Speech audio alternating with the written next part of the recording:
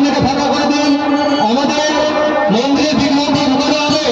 আর যে সমস্ত ভক্তরা মন্দিরের সামনে দাঁড়িয়ে আছে, ফুলবাড়িয়া স্বেচ্ছাসেবকদের বলবো একটু আপনারা এই দিকটা একটু খেয়াল করুন। মন্দিরের গেটের সামনে কাউকে আসতে দেবেন না।